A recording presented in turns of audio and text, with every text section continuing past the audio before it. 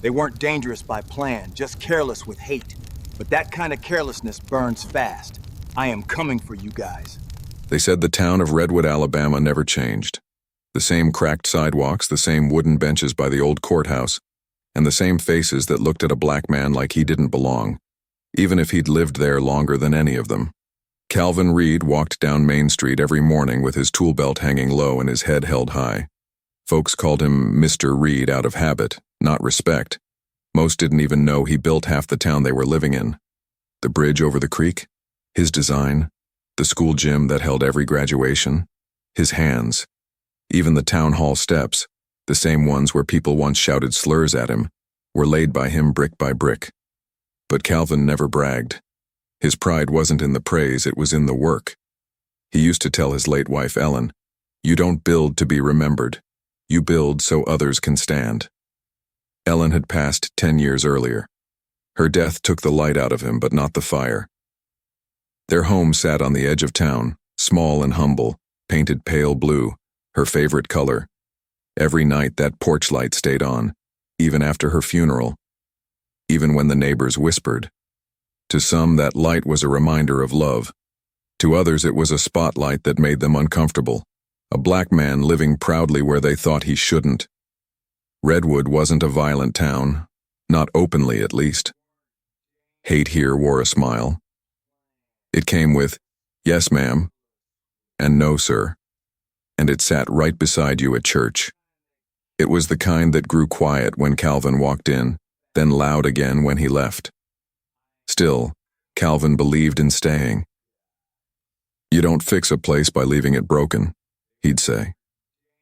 So he stayed, through lost contracts, ignored handshakes, and small-town gossip that never seemed to end. One summer morning, as he repaired a neighbor's porch, a young man drove by slowly, window rolled down, staring. Calvin noticed him. Messy blonde hair, baseball cap backward, and a glare that could cut through steel. He'd seen that look before, years ago, from the boy's father. That boy was Tanner Briggs, the son of a former deputy who'd been fired after a video surfaced of him roughing up a black teenager. The man never forgave the world for it, and neither did his son. Tanner revved his truck, spat out his window and sped off, leaving a trail of dust that hung in the air like a warning. Calvin just wiped his sweat and kept hammering. But deep down, he knew. Something was brewing again in Redwood. That evening, at the local diner, whispers filled the booths. Rumors about a new housing deal, outside investors, and someone selling out the town. Calvin's name came up more than once. People said he was helping outsiders move in, that he was taking money to change Redwood's character. It wasn't true. He'd only been helping an architect from Birmingham redesign an abandoned neighborhood. But in Redwood, the truth didn't spread. Stories did. Outside the diner, a group of young men stood under the streetlight, laughing too loud, talking too hard. Tanner was there, along with Ricky, Chance, and Bo, boys with nothing but anger and beer to fill their nights. They called themselves the Creek Boys, named after the muddy creek that ran through the edge of town, the same creek that divided the black side from the white side. They weren't dangerous by plan, just careless with hate. But that kind of carelessness burns fast. Later that night, as Calvin sat on his porch, he heard distant laughter echo from the woods. It didn't sound friendly. The dogs barked, then went quiet. The air felt heavier than usual, thick and tense. Calvin looked up at the stars, the same stars that had watched him pour his life into this place. He didn't know it then, but Redwood was about to test every brick of faith he'd ever laid. "Lord," he whispered, "keep me strong." The sound of an engine roared in the distance, and somewhere far off someone shouted his name. That night the town was quiet. Too quiet. Even the crickets seemed to hush, as if they knew something was coming. Calvin had dozed off on his old recliner with the TV humming softly. The porch light glowed outside, a lone beacon against the dark. His wife used to say that light was his way of keeping her close. Around midnight, A pickup truck crept down the dirt road leading to his house. Headlights off, just the crunch of gravel under tires. Inside, Tanner gripped the steering wheel, jaw tight. Beside him, Ricky fidgeted, his hands shaking. Chance and Bo passed around a beer, nervous energy bouncing between them. "Just scare him a little," Tanner muttered. Ricky swallowed. "Man, what if he's home?" "He'll get the message," Tanner snapped. "Ain't nobody hurting him. We're just making a point." They parked near the tree line. Tanner grabbed a bottle from the truck bed, glass glinting faintly in the moonlight. He filled it halfway with gasoline, shoved a rag inside, and lit it. The flame caught instantly, dancing wild in his reflection. Ricky froze. "Tanner, this ain't right." "Then turn around," Tanner hissed. "Ain't nobody stopping you." He hurled the bottle through Calvin's front window. The explosion wasn't loud, more like a whoosh, followed by the crackle of fire racing across the curtains. Within seconds, smoke billowed out the windows. The old wooden walls groaned as the heat climbed higher. Inside, Calvin woke to the sound of shattering glass and a rush of heat. He coughed, stumbling toward the door, heart pounding.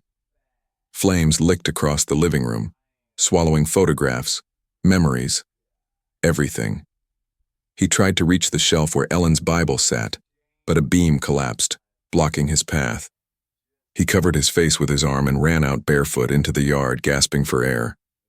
The night glowed orange. The fire roared like it had been waiting years to speak. The boys watched from the trees. Ricky's face twisted in horror as he saw Calvin stumble out coughing. "He's in there, he's still—" Tanner grabbed him. "Don't you move." For a long moment, Calvin just stood there, watching his life burn down. His wedding photo, gone.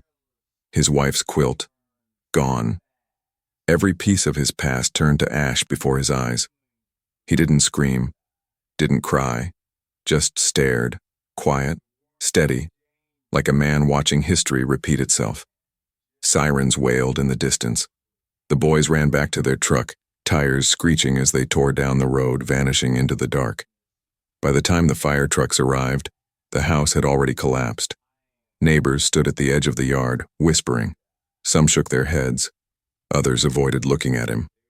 The sheriff, Walt Briggs, Tanner's father, showed up minutes later, badge glinting under the firelight. He called it an accident, though the smell of gasoline lingered strong. "Could have been a wiring issue," he said. Calvin looked him straight in the eye. "Ain't no wires in the window, Sheriff." Walt shifted his jaw but didn't answer. As dawn crept over the horizon, only smoke remained. Calvin stood barefoot in the ash, holding a single thing he'd managed to save. A burnt photograph of him and Ellen standing in front of the bridge he'd built for this same town. He whispered softly, "Guess they forgot who built that road they drove on to burn my house." Behind him, the sheriff's radio crackled, a dog barked in the distance, and the crowd began to thin. Calvin stayed still, his shadow long, his heart heavy, and his silence louder than the fire that took everything he owned. The town thought the story would end there. But that was only the beginning.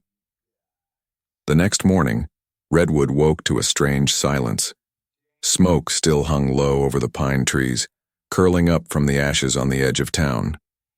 For most folks, it was just another piece of gossip to chew on. But for Calvin, it was the sound of something breaking that couldn't be rebuilt with bricks. He stood in the ruins of what used to be his home, the ground still warm, blackened nails scattered like dead insects. A few neighbors came by, heads bowed, offering words that didn't mean much. "We're so sorry, Mr. Reed. Must have been an accident." They couldn't even say fire, just accident. A reporter from the Redwood Gazette snapped photos, her camera clicking like an insect. "Sir, do you believe this was a hate crime?" she asked. Calvin looked at her for a long second, then said quietly, "I believe hate built this town long before my house burned." The words spread faster than smoke. By noon, the sheriff released a statement. "We're investigating all possibilities." But everyone knew what that meant. Nothing. The Creek boys' names floated in whispers, but no one dared say them out loud. The Briggs family still held power in Redwood, even if the father had fallen from grace. Calvin walked the perimeter of what used to be his living room. He found his wife's locket half melted in the dirt, her smile blurred by heat. He placed it gently in his pocket, dusting the ash off his hands. Then he looked toward the main road, the one he built 30 years ago. He said softly, "You'll see, Ellen. I'm not done yet." That afternoon, he went to the town library, a place he'd helped construct when he was 25. He knew the librarian, Mrs. Cates, since she was a little girl. When she saw him walk in covered in soot, her eyes filled with tears. "Calvin, I saw it on the news. I'm so sorry." He nodded.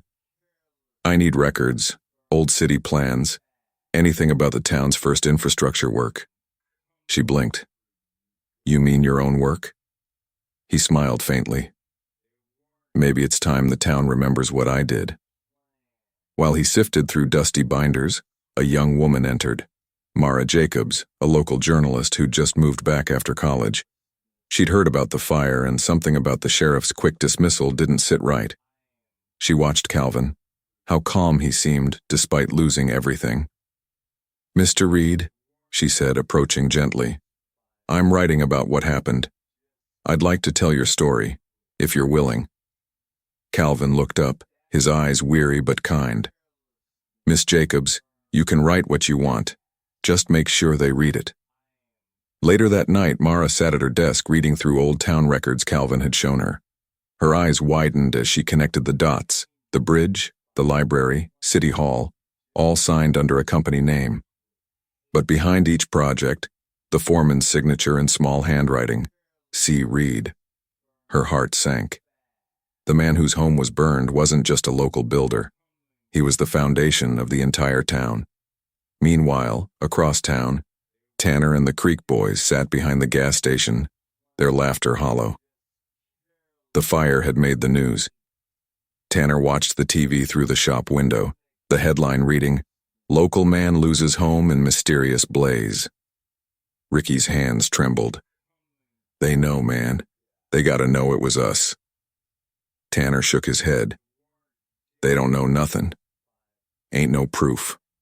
Bo smirked. "You think that old man's gonna say our names? He don't got the guts."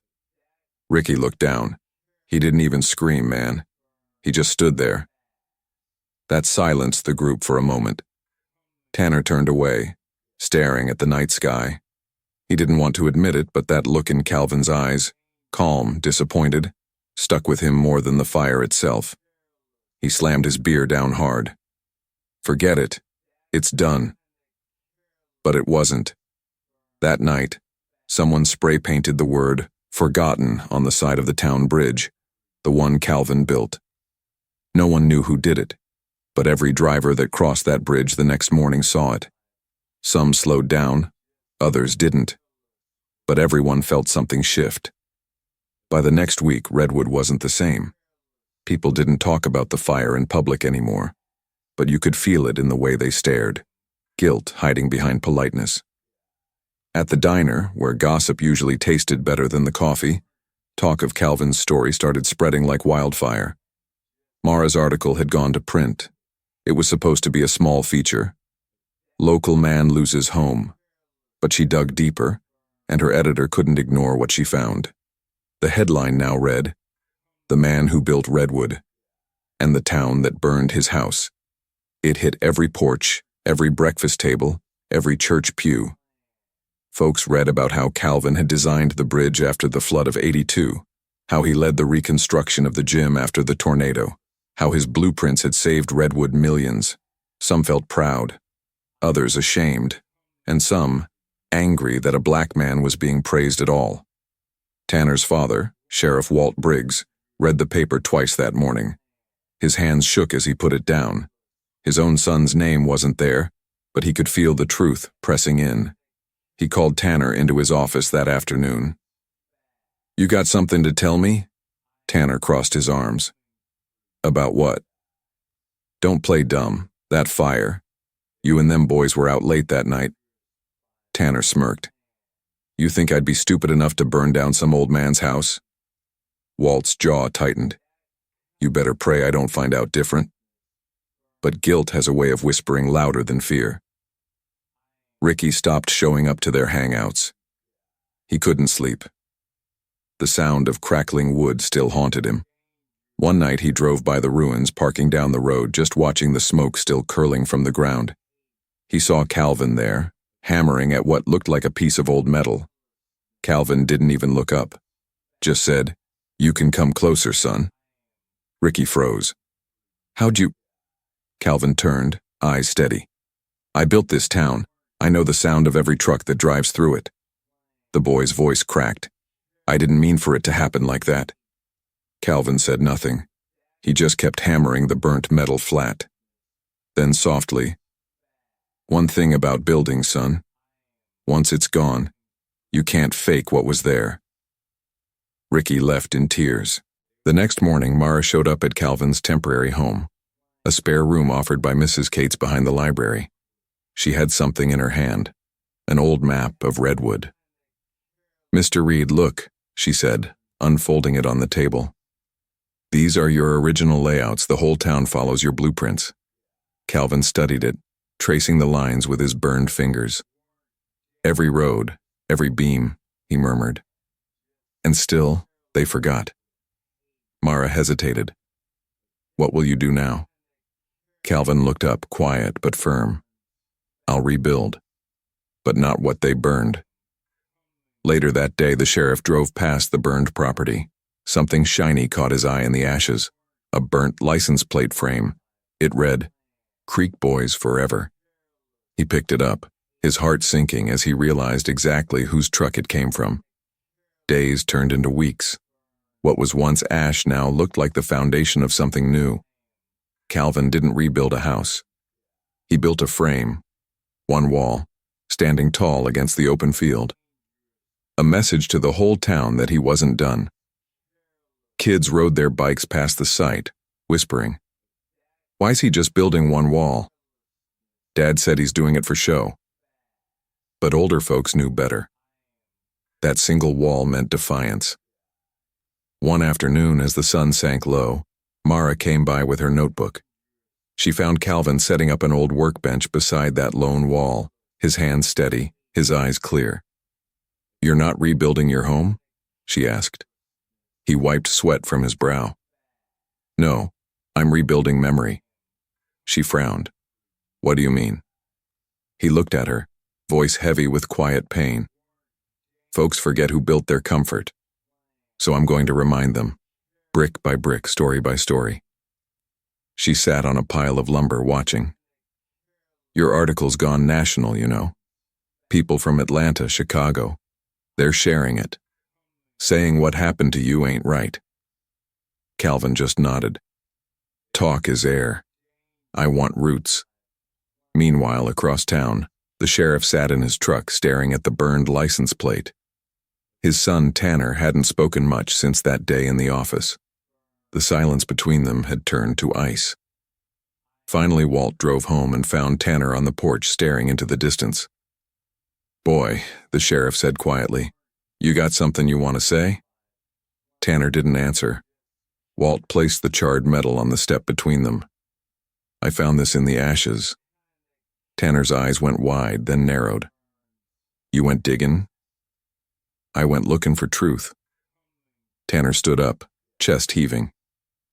"You don't know what it's like, Dad.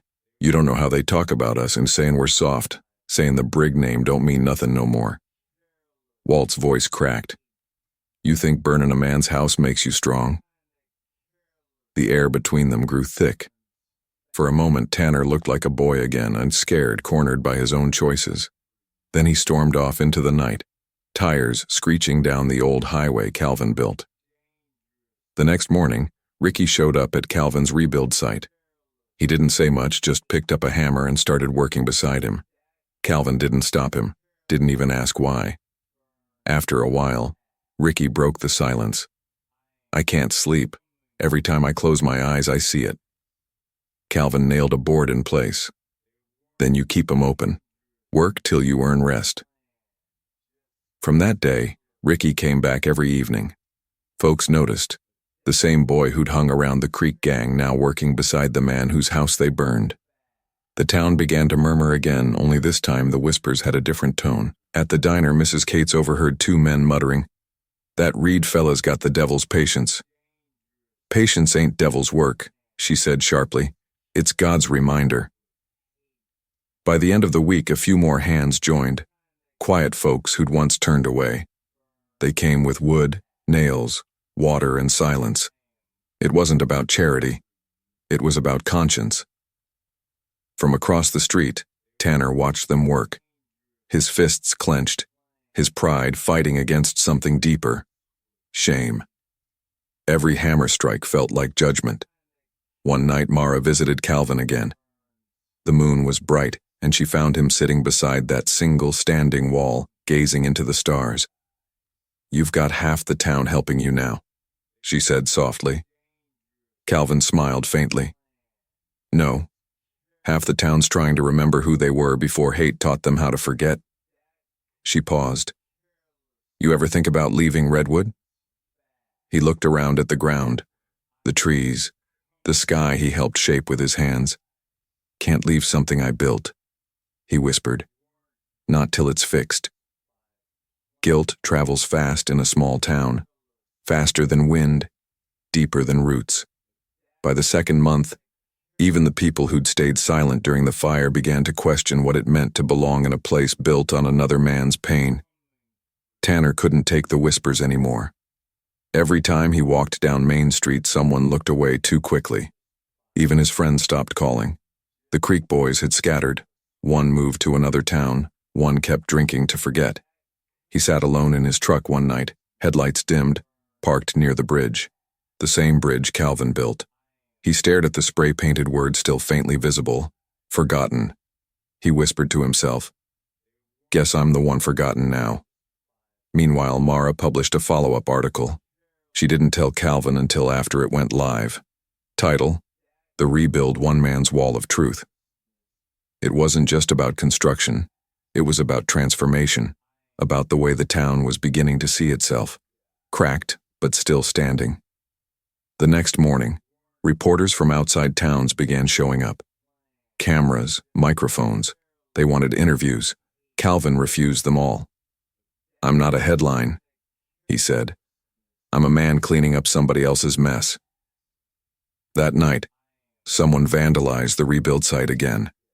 Paint splattered across the wall. The words scrawled in red, "Go back where you belong." When Mara saw it the next morning, her throat tightened. But Calvin stood there calm, almost sorrowful. "They don't even know where I belong," he said quietly. "I built the place they're standing on." He didn't repaint it, didn't hide it. Instead, he built a frame around the words, sealing them behind clear panels. A museum of hate, preserved in daylight. People started coming by to look. Some wept. Some turned away. Some stood in silence, understanding for the first time that history doesn't disappear. It just hides until someone holds up a mirror. Later that week, Tanner came by late at night, headlights off. He stepped out quietly, walking toward the site. Calvin was there, alone, hammer resting by his feet. "You came to finish what you started?" Calvin asked, not turning around. Calvin turned then, eyes searching his face. "Sorry's easy. Change ain't." "I'll do whatever you want," Tanner said, voice shaking. "I'll help you rebuild." Calvin nodded slowly. "Then start by telling the truth." The next morning, Tanner went to the sheriff's office. The whole town heard the news by noon. Tanner Briggs, son of the sheriff, confessed to his part in the fire. The town split in two. Some said it was bravery. Others said it was betrayal. But everyone knew something had changed. For the first time in decades, justice wasn't just a word whispered in back rooms. It was standing in daylight, raw, painful, and undeniable. The town of Redwood woke up to whispers. By mid-morning, it wasn't whispers anymore. It was a roar. Sheriff's boy confessed. Said he helped burn Reed's place. Lord have mercy, Walt's own blood? At the diner, forks stopped midair. On the sidewalk, store owners leaned in close. For the first time in years, silence didn't come from hate. It came from shock. Sheriff Walt Briggs sat alone in his office, hat off, staring at his son's written confession. His hands trembled. Each word hit like a hammer. I did it. We burned his house. It wasn't supposed to go that far. He couldn't breathe. A father's pride was one thing, but a man's conscience? That was something else entirely. When the mayor came in, his tone was cold. We'll need to make an arrest, Walt. You know that. Walt nodded slowly, jaw clenched. Then I'll do it myself. Outside the sheriff's office, a crowd gathered.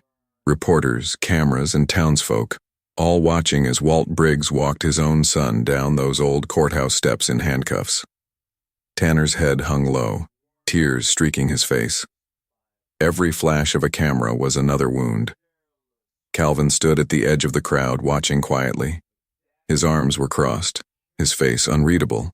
Beside him, Mara whispered, "You could stop this, you know. Say you forgive him." Calvin's eyes stayed fixed on Tanner. "Forgiveness don't erase smoke, Mara. It just lets it fade slower." Inside the courtroom, the air was heavy. Tanner's lawyer tried to argue that he was influenced, pressured by older men, by the town's culture. But everyone knew. No one forced him to light that match. When Calvin took the stand, the room fell silent. His voice was steady but low, carrying the weight of generations. "I built that house with my own hands," he said. "Every beam, every nail. My father used to say, 'Son, build like you're building for forever.' And I did. Until forever went up in flames." The prosecutor asked if he wanted justice. Calvin paused. "I want truth. Justice without truth is just revenge in disguise." After the hearing, Calvin stepped outside into the glare of the cameras. Reporters shouted questions, but he only said one thing. "You can burn a man's home, but you can't burn what he taught the ground to remember." That line spread fast. Overnight, it was printed in newspapers, turned into hashtags, even painted on a mural downtown. What the ground remembers. Meanwhile, Sheriff Briggs resigned that same evening. He packed his things quietly, placed his badge on the desk, and left without a word. Some said he looked broken. Others said he looked free. At sunset, Calvin drove out to the edge of town where his burned home once stood. The rebuild site stood taller now, but unfinished. He sat in his truck, headlights on the half-built structure. His hands gripped the wheel. For the first time, he felt something unexpected. Tiredness. Not of work, but of pain. A voice came from behind him. "You're still fighting ghosts, Mr. Reed." It was Ricky, hands stuffed in his jacket. Calvin looked at him. "Ghosts don't scare me." Ricky nodded. "They scare me." They stood there for a while, saying nothing. Just two souls, one burdened by guilt, the other by memory, both bound by the same fire. And in that silence, something shifted. Not forgiveness yet, not peace, but understanding. The kind that doesn't speak, only breathes. The courthouse steps became the town's new meeting place. Reporters came and went, but the townspeople stayed. Some came to defend Tanner. Others came to finally say what they'd been holding in for years. Old Mr. Wallace, who owned the hardware store, stood before a small crowd and said, "Maybe it's time we stop pretending we don't know where all this came from. My granddaddy helped run folks like Calvin out of town back in the 50s. Now look where we at, still burying truth under ashes."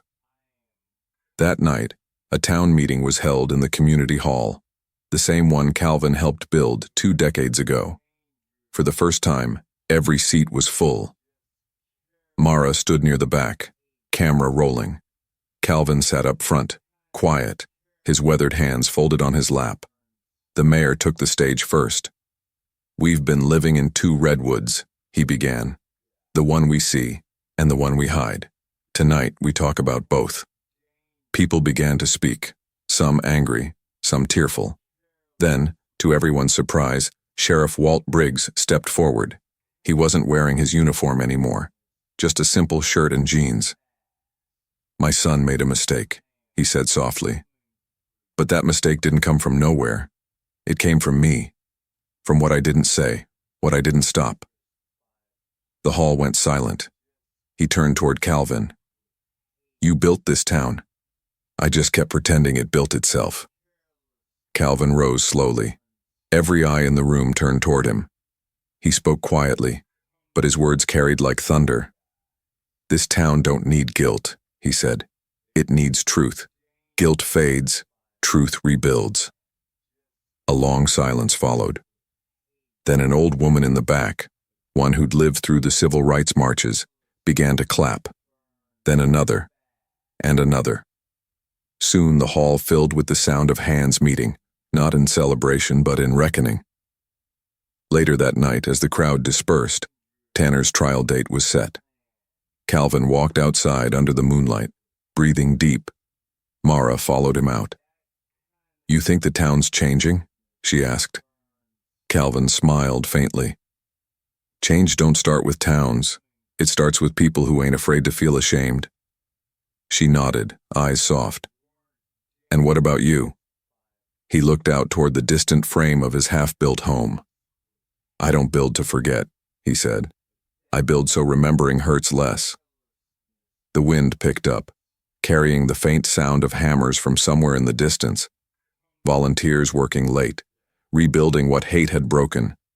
And as Calvin walked toward that sound, the moonlight caught the unfinished wall like a reflection of something sacred, a promise that even after fire, there can still be light. The courthouse in Redwood had never been so full. Reporters lined the back wall, cameras clicking like cicadas in the heat.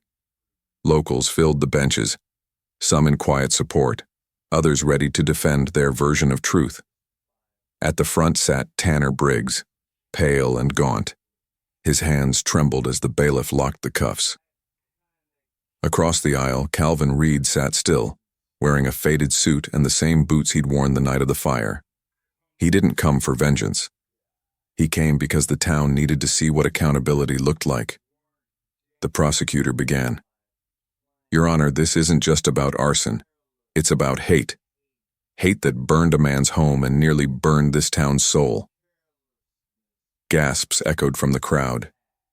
Calvin looked down, rubbing the metal of his wedding ring, the only thing that had survived the fire. When the defense took its turn, Tanner's lawyer spoke softly. "My client was misled by anger passed down like a family heirloom. But ignorance is not innocence. He must face what he did and who he hurt." Outside, protesters stood with signs, "Justice for Calvin. Forgive but don't forget." And on the opposite side, a smaller, louder group, "He's just a kid. Stop dividing our town." Mara Jacobs watched it all through her camera lens, capturing faces filled with guilt, fear, and stubborn pride. She whispered to herself, "History ain't just in books. It's happening right here." When Calvin was called to testify again, he rose slowly. The courtroom stilled. "Mr. Reed," the judge said, "do you have anything you wish to say to the defendant?" Calvin looked at Tanner. The young man's eyes were red, shoulders hunched. He didn't look like a monster, just a broken version of a boy. "You built this town," Calvin began, his voice steady. "Then you let hate tear it down. But you know what I learned, Your Honor. Fire can't burn character, only reveal it." He turned slightly toward the judge. "I don't want prison to teach him what life already could. Let him rebuild what he destroyed. Every brick, every nail, every hour, until his hands remember what his heart forgot." Gasps filled the room again. Even the judge paused, taken aback by the quiet mercy in his voice. The prosecutor frowned. "Mr. Reed, this man burned your home." Calvin nodded. "Yes, ma'am, but hate already burned enough. I won't feed it more fuel." That night, the judge granted Calvin's request. The Creek Boys would serve years of supervised community service under Calvin's leadership, rebuilding the community center that had sat abandoned for decades. The town was split. Some praised him as a saint, others called him a fool. But Calvin didn't care. He wasn't building approval. He was rebuilding truth. It started slow. 5 young men, 4 hammers, and 1 man's patience. The first morning of community service, the Creek boys arrived late, dragging their feet through the red dust. Tanner barely looked at Calvin. Ricky gave a nod but kept his distance. Bo muttered under his breath, "This is bull." Calvin ignored the noise. "We start with the foundation," he said, handing Tanner a shovel. "Everything good starts low and steady." For the next few weeks, the work was tense. Sweat dripped, tempers flared, and silence became the only peace they shared. But Calvin showed up every morning before sunrise, tools ready, coffee in hand, humming old church hymns his wife used to love. He never lectured, never raised his voice. When boards snapped or nails bent, he simply fixed them, showing by doing. One day, while they were mixing cement, Tanner finally snapped, "Why are you even helping us, after everything we did?" Calvin paused, wiping his forehead. "Because someone helped me once," he said, "back when I didn't deserve it either." Tanner didn't respond, but something in his eyes shifted. Weeks turned into months. Slowly, the walls of the community center rose higher. Children from the town started stopping by after school to watch. Their laughter mixed with the sound of saws and hammers, a melody Redwood hadn't heard in years. Mara visited often, filming quietly from the sidelines. She noticed how Calvin's patience melted their resistance bit by bit. Ricky started showing up early. Bo stopped complaining. Chance began asking questions about measurements and beams, but Tanner stayed cold. Every time Calvin tried to engage, he'd shut down, guilt heavy on his shoulders. Then one afternoon it happened. A beam slipped loose, crashing toward Ricky. Tanner dove without thinking, pushing him out of the way, the beam smashing the ground beside them. Calvin ran over, heart pounding. "You all right?" Tanner nodded, shaken. Ricky looked up, speechless. "Guess you do know how to save something," Calvin said softly. That night, after everyone left, Tanner stayed behind. He stood in the half-built frame, looking at the walls they'd raised together. The sunset glowed through the wooden beams, turning the whole site golden. He whispered to no one in particular. "Didn't think I could build again after what I did." Calvin's voice came from behind him. "Everyone can build again, but first you gotta stop living in ashes." Tanner turned, eyes glistening. "You think you can forgive me?" Calvin looked at him for a long moment. "Forgiveness ain't something you get. It's something you earn, one brick at a time." As the last light faded, Tanner picked up a hammer and started working again. And for the first time, it wasn't punishment. It was redemption in motion. By late fall, Redwood was no longer just a small town with a quiet story. The world had noticed.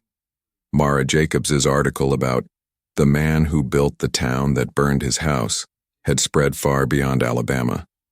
National news outlets picked it up, church groups shared it online, and social media flooded with hashtags. "Built by Calvin," "Hands That Forgive," "Redwood Rebuilds." Camera crews rolled through Main Street. Journalists from Atlanta and New York showed up at the diner, interviewing locals who suddenly pretended they'd always respected Calvin Reed. The attention made the town uneasy. Some saw it as justice. Others saw it as exposure. At the gas station, whispers grew louder. "They're making us look like racists," one man muttered. Another replied, "Well, maybe they wouldn't if we hadn't burned the man's damn house." The tension thickened like summer air. Calvin didn't chase the spotlight. He never did. He kept showing up at the community center before dawn, sanding down walls, fixing frames, teaching the boys how to measure twice and cut once. But he could feel the pressure closing in, not from the cameras but from the people around him. The same sheriff who once dismissed the fire as an accident now wanted to be seen standing beside him. The mayor offered to host a Unity Day event in Calvin's honor. Calvin shook his head. I don't want a day. I want a change that lasts longer than one. Still, the media attention stirred things up. Tanner and the other boys started feeling the weight of national eyes on them. During lunch breaks, strangers pulled up shouting insults. "Hey, arson boy, smile for the camera." Ricky kicked the dirt. "Guess forgiveness don't trend as long as hate does," he said quietly. Calvin looked up from his workbench. "That's why we keep building. Let the world watch us build." Mara stopped by one afternoon to give Calvin a copy of the newspaper that had printed his story on the front page. "You're becoming a symbol, Mr. Reed," she said gently. Calvin smiled faintly. "Symbols are for walls and flags. I'm just a man with a hammer." But as he turned the paper over, he noticed something that stopped him cold. A black and white photo from the 1980s showing the opening of Redwood Bridge. Behind the smiling mayor and councilman stood a young Calvin, half-cropped from the frame, his name missing from the caption. He exhaled slowly. Guess it took a fire for them to see what they left out. That night, someone spray-painted a message on the half-built community center. "Stay quiet, Reed. You had your story." The next morning, Calvin arrived before sunrise and painted over it himself, not with white, but blue. "The same color," he said, "I used for the bridge years ago, because some scars don't need hiding. They just need covering with strength." When the local church choir came that weekend to volunteer, they found Calvin already working, hammering, painting, and humming softly through the noise. Every hit of his hammer echoed like a heartbeat, the sound of a man refusing to be silenced again. By winter, the community center looked alive again. The roof was sealed, the windows were in, and the sound of music filled the air whenever volunteers came to help. But peace never lasts long in a town still learning how to live with its past. One frosty morning, Calvin pulled up to find the worksite quiet. No trucks, no laughter, no boys, only the cold. He found out later that Tanner and his crew had been jumped the night before, ambushed outside a convenience store by a group of older men angry about the media making Redwood look weak. They weren't badly hurt, but Tanner's hand was fractured. He wouldn't be swinging a hammer anytime soon. Calvin drove to see him. Tanner sat on the porch of his grandmother's house, hand in a cast, eyes full of shame. "Guess I'm useless now," Tanner muttered. Calvin sat beside him. "You don't need both hands to rebuild something. Sometimes all it takes is heart." Tanner stared at him. "You know they did that because of you, right? Because you forgave us. They think you made us soft." Calvin looked straight ahead. "Son, forgiveness ain't weakness. It's the kind of strength that scares cowards." Silence settled between them. Wind rustled through dead leaves. Tanner swallowed hard. "I used to think this town belonged to my people. But maybe it was yours all along." Calvin smiled faintly. "It don't belong to me either. It belongs to whoever's willing to build it." Back at the construction site, Ricky and Bo worked double shifts to cover for Tanner. The town watched them, some with pride, others with resentment. It was like watching two worlds trying to fit into one frame. When the local pastor visited, he told Calvin, "You're doing the Lord's work here."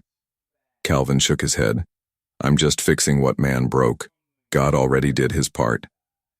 But even as walls went up, old prejudice found new ways to show up. Someone mailed Calvin an anonymous letter. "Stop turning criminals into heroes." He didn't tell anyone. He just tucked it in his toolbox and went back to work. One afternoon, while cleaning up, Ricky asked him, "You ever get tired of forgiving folks?"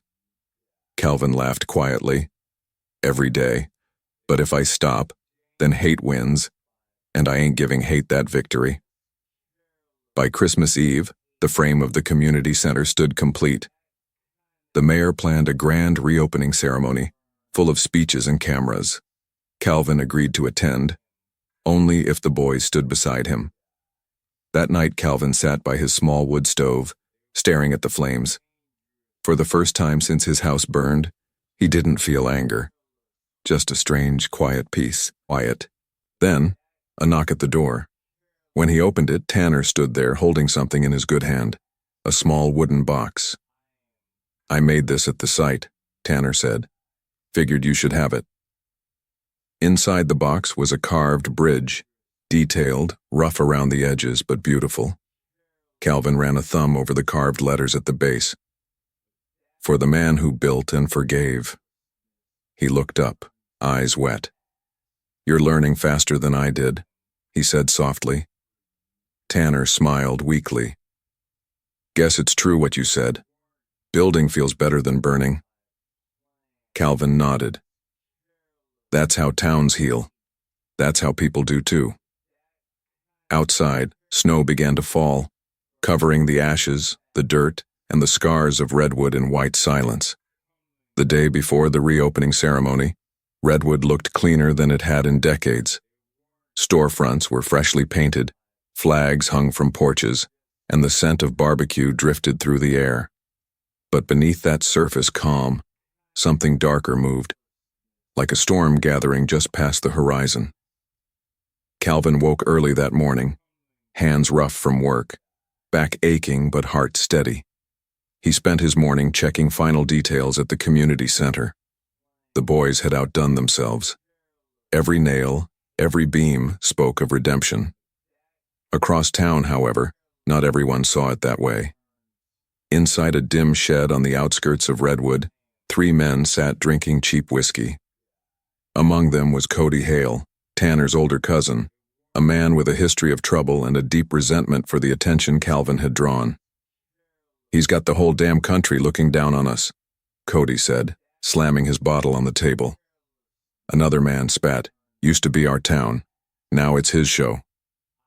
They exchanged glances, the kind men share before doing something they'll regret. Meanwhile, at the community center, Mara Jacobs returned from Birmingham with a film crew to document the grand reopening. She wanted the world to see that redemption wasn't just a word. It was brick, wood, and sweat. When she asked Calvin how he felt about being the face of forgiveness, he paused. "I ain't the face," he said softly. "Just a man who refused to stay silent." Later that evening, Calvin visited the bridge, the same one he'd helped build 30 years ago. He leaned against the railing, watching the river move slowly below. The lights from the town shimmered across the surface, dancing like ghosts of what was lost and rebuilt. He whispered to himself, "You can rebuild walls, but not always hearts." At that same hour, Cody and his crew stumbled into their truck fueled by anger and drink. They drove toward the community center, headlights off, with cans of gasoline rattling in the back seat. They didn't plan to kill anyone, just send a message, as Cody said. But hate rarely listens to reason. By the time they reached the site, the town was asleep. They splashed fuel around the building's foundation, laughing quietly, until one of them saw something through the window. Calvin's truck. He was still inside, asleep on a cot near the wall, too tired to drive home. "Hell, let's just scare him," one of them whispered. Cody hesitated, then struck a match. But before the flame could touch the ground, a voice came from behind. "Put that out." It was Tanner. He'd followed his cousin after hearing whispers in town. He stepped out of the shadows, trembling but determined. "You already burned one man's house. You ain't burning his work too." Cody turned, eyes red with rage. "You gonna side with him over your own blood?" Tanner's voice cracked, but he stood firm.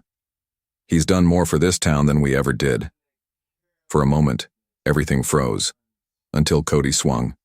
The match flew, hitting the ground. Gasoline caught instantly.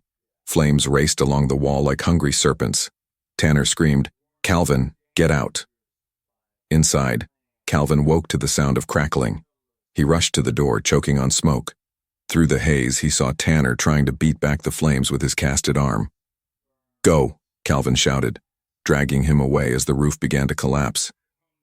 They stumbled out just in time as the fire roared higher, the building glowing orange against the night sky. Sirens wailed in the distance.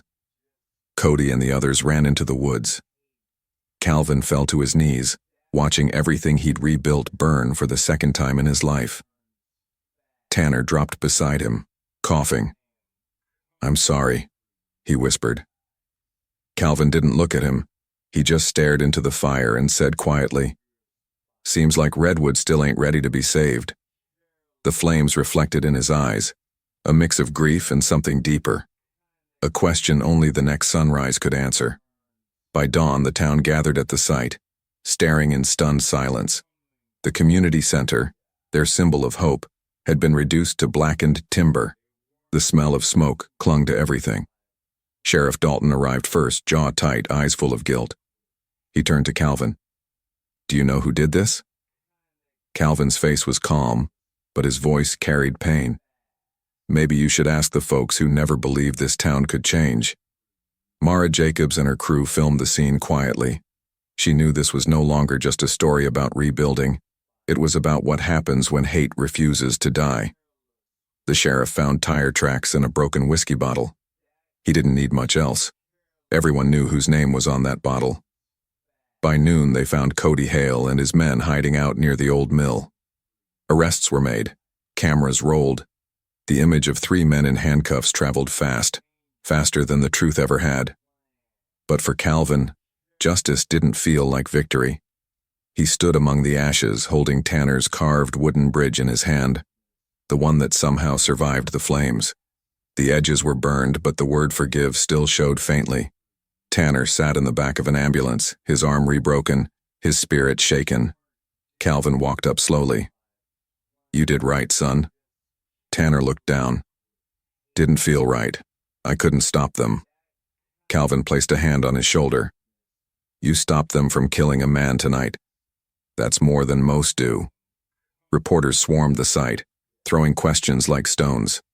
"Mr. Reed, do you still believe in forgiveness?" Calvin paused for a long time before answering. "Forgiveness don't mean forgetting. It means you keep building even when the world keeps burning." That night, the mayor called for an emergency town meeting. Emotions ran wild. Tears, anger, guilt. Some residents demanded harsh punishment for Cody and his men. Others wanted calm.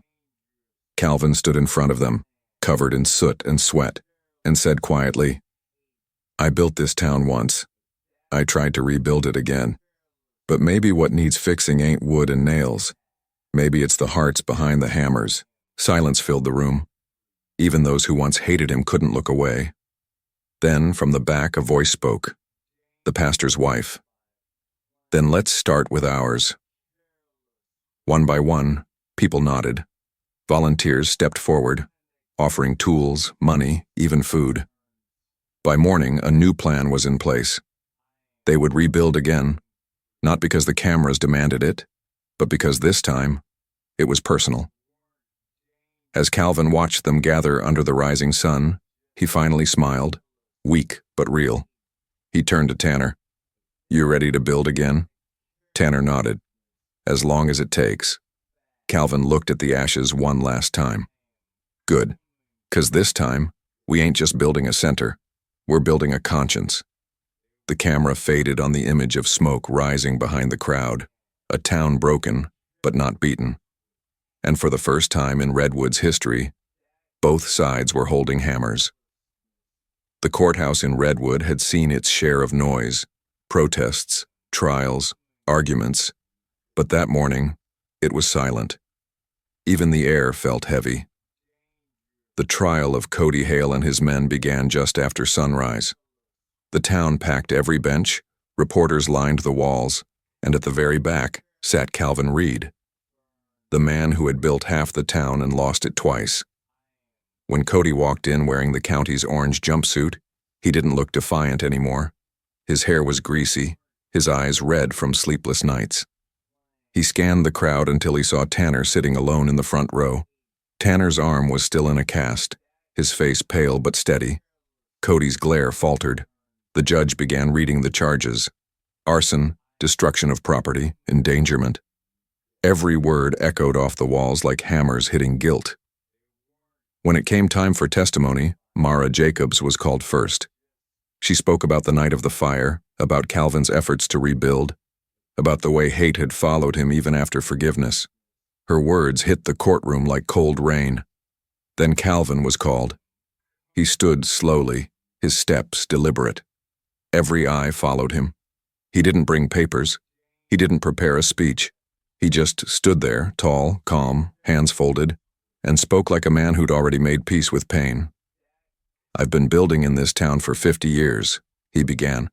"Every school your kids learn in, every road you drive on, I laid those bricks. I don't say that for credit. I say it 'cause I want y'all to remember what hate burns down." He turned to Cody, his eyes clear. "You didn't burn my house.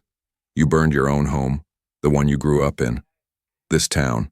You just don't see it yet." The courtroom was still. Cody tried to look away but couldn't.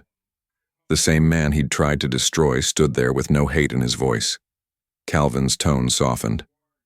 "When I was a young man, someone taught me to build instead of fight. Said it'd make me freer than any hate could ever cage me. I didn't understand it then, but I do now. I ain't here to see you locked away. I'm here to see if you'll learn to build too." The judge cleared his throat, visibly moved. Even the sheriff looked down, ashamed. When Calvin stepped down, a few people in the gallery clapped, quietly, respectfully. Others just sat stunned. Then Tanner took the stand. His voice shook, but his words hit harder than any gavel. "I was one of them," he said. "I hated a man I didn't even know. I helped destroy the house he built. But when I saw him walk into that fire to save me, I knew who the better man was." Cody lowered his head, tears forming for the first time. By the end of the trial, the sentence came. 10 years, with the chance of early release if they completed a state-supervised rebuilding program under Calvin's mentorship. The courtroom gasped. Some called it mercy. Others called it madness. But Calvin just nodded once like he'd expected it all along. As Cody was led away, he stopped at Calvin's side. "Why'd you do this for me?" he muttered. Calvin looked at him, eyes tired but kind. "Because you ain't the first man I've seen lost, and I sure don't want you to be the last." The cameras flashed, capturing that moment. A black man forgiving the one who burned his world down. That image traveled everywhere. News stations ran it. Schools discussed it. Churches preached about it. But for Calvin, it wasn't about headlines. It was about seeing a town once poisoned by hate take its first breath of something cleaner. That night, he went home, not to a new house, but to a small rented cabin by the creek. He sat by the window, the sound of crickets filling the dark, and whispered to his late wife's picture, "Ellen, I think they're finally learning." 2 weeks passed after the trial, and something strange started happening in Redwood. People began to listen.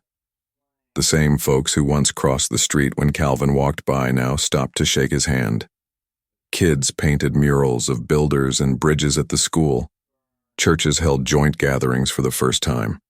But the change wasn't perfect.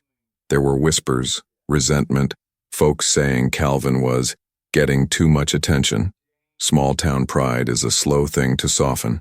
Still, Calvin kept showing up to the site of the burned-down community center.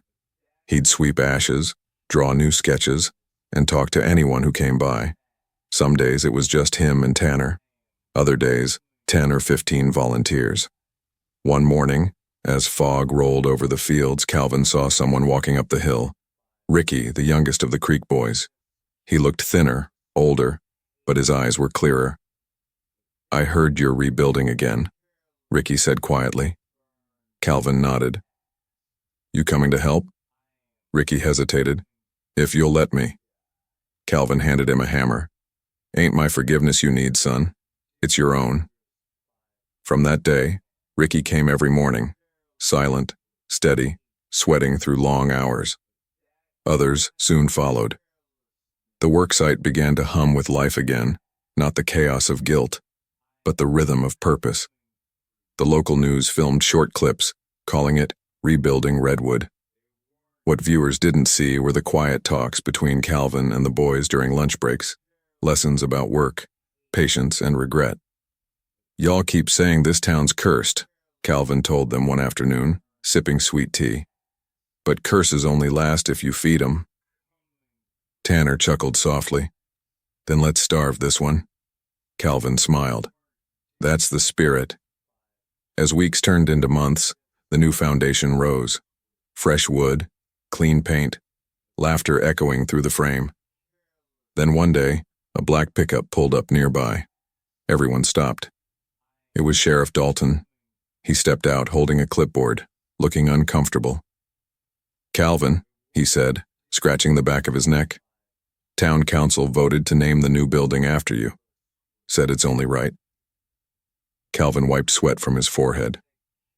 Appreciate that, Sheriff, but don't name it after me. Dalton frowned. Then what should we call it? Calvin looked around, at Tanner, Ricky, the kids painting boards, the women bringing lunch. Call it the Bridge House. Dalton blinked. Why that? Calvin smiled faintly. Because it's time this town learned what a bridge really does. It connects what hate tried to separate. The sheriff nodded slowly, writing it down. As the sun dipped, painting the sky orange and gold, Calvin stood back watching them work. For the first time in a long while, he saw unity, imperfect, fragile, but real. He felt Ellen's words in his heart again. Don't ever let them take that from you. That night the camera fades on Calvin's weathered hands holding the engraved sign, Bridge House, built by hands that forgave. But the story wasn't done. There was still one letter left to read, and one truth yet to be revealed that would shake Redwood's soul one last time. Late autumn wrapped Redwood in quiet mist. The new bridge house stood nearly finished, white walls shining against the rust-colored trees. Kids played in the yard while grown men hammered the last planks in place. For Calvin, it should have been peace. But peace can't fully settle when ghosts still walk behind you. One chilly morning, Mara Jacobs, the journalist who first told Calvin's story, showed up at the site holding a brown envelope. Her expression was uneasy. Calvin, she said, pulling him aside, something came in the mail for you at the paper. She handed it to him carefully. The handwriting was shaky, familiar. Calvin stared for a long time before whispering, "That's Tanner's writing." He sat down on the porch steps, hands trembling, and opened it. Inside was a folded sheet of notebook paper and a smaller envelope marked, "For you, Mr. Reed." The letter read, "Mr. Reed, I don't deserve to write you, but I need to tell you the truth before I turn myself in again. I found out something you ought to know. The night we burned your house, that wasn't just our idea. Someone told us to do it. Someone from the town council said you were planning to take over the land. We were too stupid to ask questions. His name was Councilman Hayes. He paid Bo $500 to make it happen. I'm sorry, sir. I was blind. You didn't just lose a house. They made us destroy proof that you built everything this town stands on." Tanner Briggs. Calvin's eyes narrowed, but his voice stayed calm. "Councilman Hayes," he whispered. "I should have known." Mara's face went pale. "You think he did this to hide something?" Calvin nodded slowly. "No, to erase something." Inside the smaller envelope was an old photograph, black and white, faded from the 1970s. It showed a young Calvin standing beside a newly built bridge, shaking hands with a man wearing a city badge. That man was Robert Hayes Sr., the father of the current councilman. The caption on the back read, "Bridge construction completed, funded by R. Hayes Construction Co." But Calvin knew that wasn't true. The project was his design. He'd drawn every line, poured every ounce of sweat into it. But the company had claimed the credit decades ago. Mara looked at him. "They stole your work, Calvin. And when the truth started coming out, they tried to destroy what was left." Calvin stood slowly, his jaw set. "Then it's time the town hears the real story." That evening, Mara called in her news crew. Calvin walked them through the burned ruins of his old home, showing blueprints he'd saved from decades past. Designs with his signature faded, but still visible. He spoke to the camera calmly, not with anger but conviction. They took my name off papers, burned down what I built. But they can't burn truth. It's in every brick, every nail, every road that still holds. The next morning, the story broke on regional news. Redwood's town councilman accused of covering historic theft. Phones rang nonstop. Protests formed outside City Hall. And by noon, Councilman Hayes resigned. Live on camera. But Calvin didn't celebrate. He just watched from the porch of the bridge house, shaking his head. Hate ain't always loud, he muttered. Sometimes it just hides in office chairs. That night he walked home under the quiet stars, unaware that someone was watching from across the street, a dark pickup truck idling with its lights off. Inside it, Bo, one of the Creek boys still free, gripped the steering wheel, tears in his eyes, guilt warring with fear. He whispered, "I gotta make this right." Then he drove off toward Calvin's cabin, headlights cutting through the fog.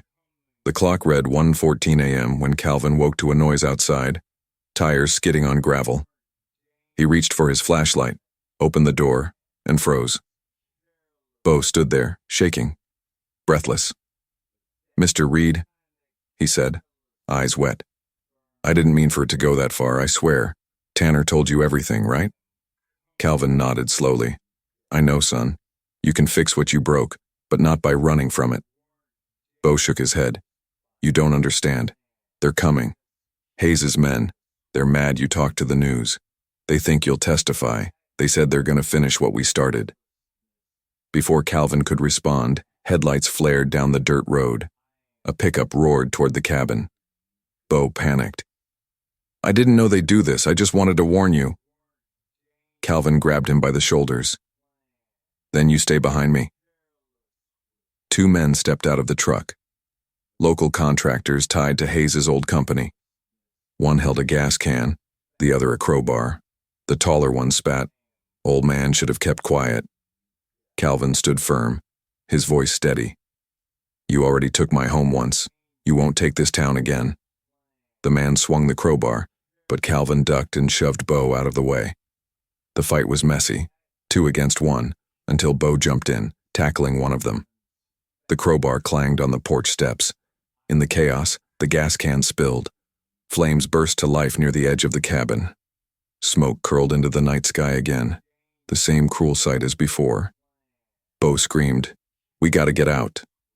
But Calvin didn't move. He grabbed the nearest tarp and began smothering the fire, coughing, fighting through the heat. Bo tried to help, shouting through the smoke. By the time the sheriff arrived, alerted by neighbors, the men had fled, and Calvin sat on the steps, coughing, face covered in soot but alive. Bo knelt beside him, sobbing. "I'm sorry, Mr. Reed, I tried to fix it." Calvin gripped his shoulder weakly. "You did, son. You came back." The sheriff helped them up, eyes filled with shame. "We'll catch them, Calvin. This time for real." Calvin just nodded.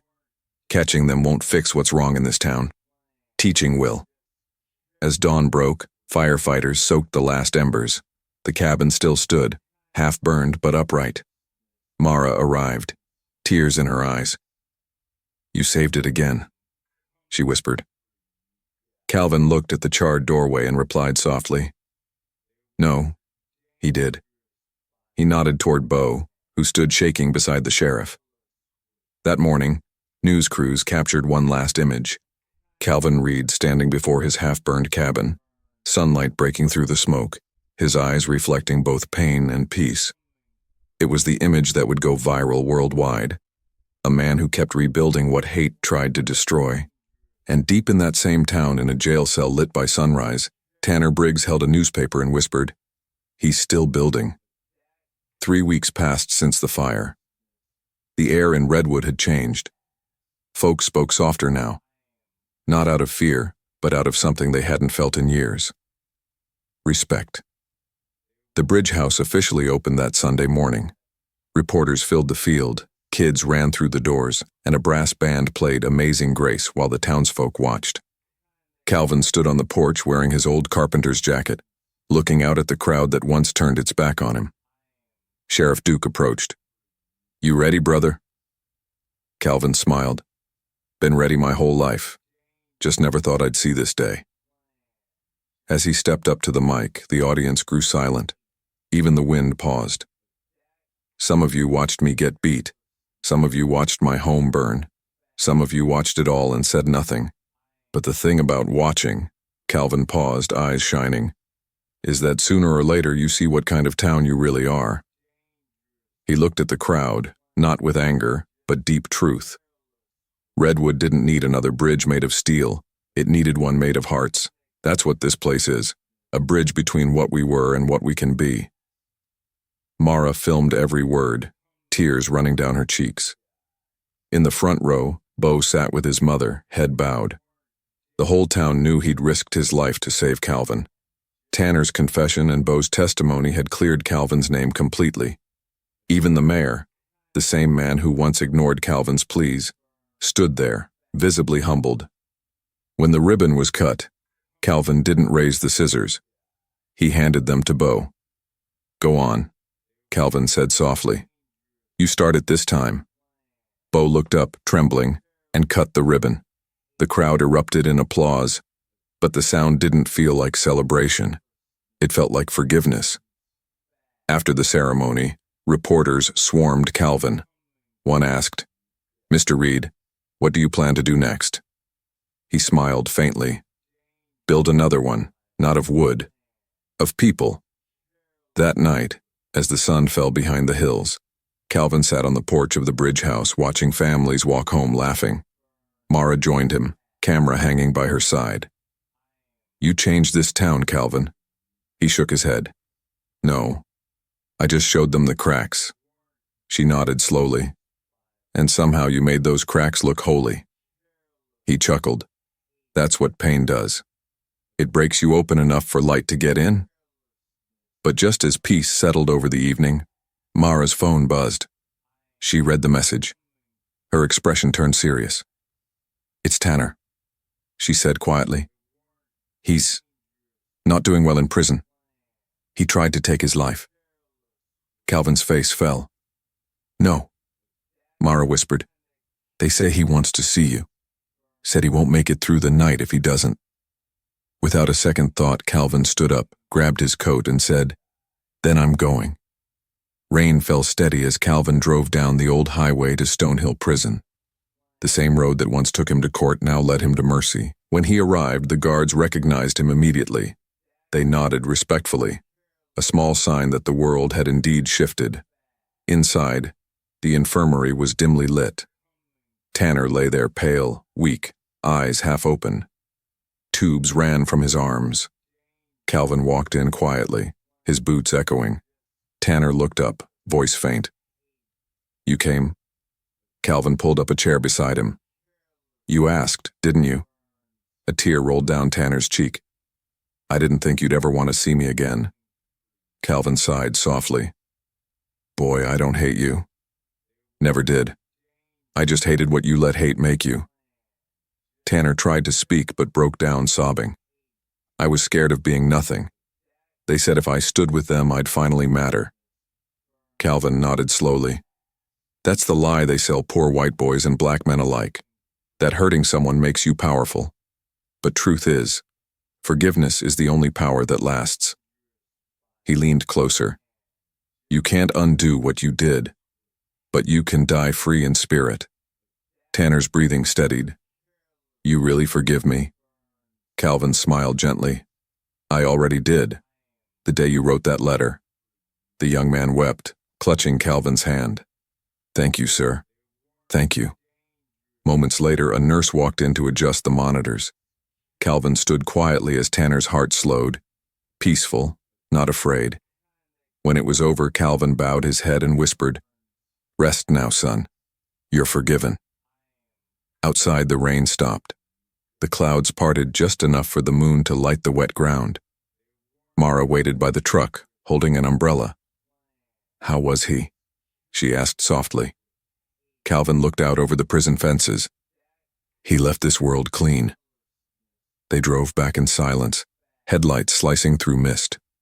The town lights appeared in the distance, small, warm, human. As they reached the bridge house, a group of children ran up, laughing, holding little lanterns. "Mr. Reed, we made these for the porch." Calvin smiled, kneeling beside them. "They're beautiful."